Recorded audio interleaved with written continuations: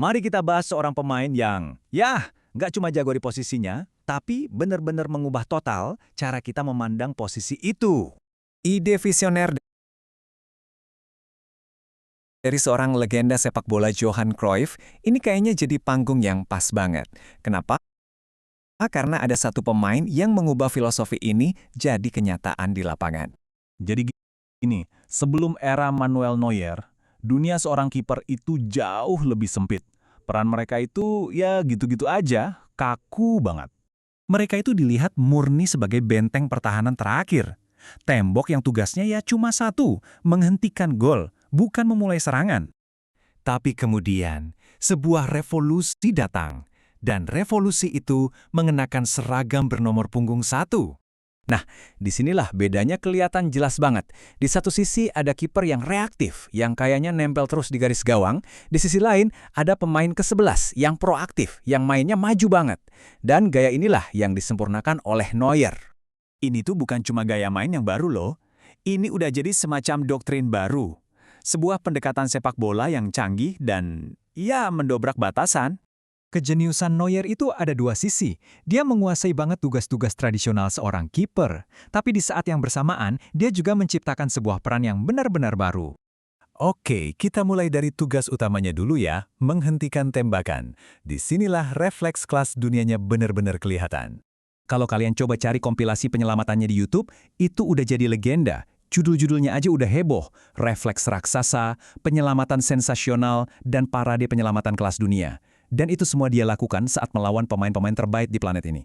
Nah, disinilah dia mengubah permainan. Dia masuk ke wilayah yang belum pernah ada kiper lain yang berani mengklaimnya secara konsisten. Gaya mainnya ini sering digambarkan sebagai perpaduan antara gila dan brilian.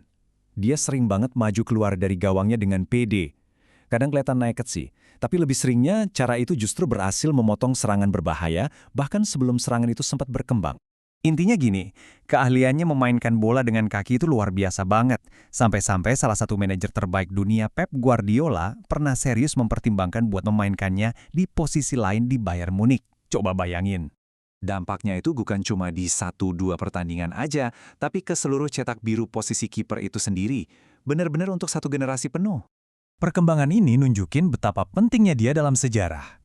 Dulu, ada Lev Yashin yang jadi standar di tahun 60-an. Lalu, di Piala Dunia 2014, Neuer menyempurnakan peran kiper penyapu ini. Dan sekarang, model Neuer ini udah jadi standar universal buat hampir setiap kiper muda berbakat. Jadi, kalau hari ini kalian lihat ada kiper top yang dengan nyaman main jauh dari gawang, mereka itu sebenarnya lagi beroperasi dari buku panduan yang ditulis oleh Manuel Neuer. Di luar merevolusi posisinya, karir Neuer itu juga diwarnai kesuksesan yang luar biasa, umur karir yang panjang, dan karakter yang kuat. Hebatnya, bahkan di usianya yang udah 40 tahun, dia masih terus menunjukkan performa level elit loh. Kontraknya dengan Bayern Munich aja baru diperpanjang sampai 2026. Lemari trofinya? Wah, jangan ditanya. Isinya penuh banget. Dan ini jadi cerminan karirnya yang konsisten di level tertinggi sepak bola. Dan dampaknya itu juga terasa sampai keluar lapangan. Dia mendedikasikan dirinya untuk memberi kesempatan dan masa depan yang lebih baik bagi mereka yang membutuhkan. Keren banget! Dia udah mendefinisikan ulang posisi kiper. Pertanyaannya sekarang, mungkinkah dia menjadi kiper pertama sejak tahun 1963 yang dinobatkan sebagai pemain terbaik dunia? Waktu pemungutan suara Ballon d'Or 2014, dia cuma finish di urutan ketiga. Selisihnya tipis banget, cuma 0,4% di belakang Lionel Messi. Ini benar-benar bikin kita mikir, seberapa dekat sih dia sebenarnya untuk mendobrak batasan tertinggi bagi seorang penjaga gawang?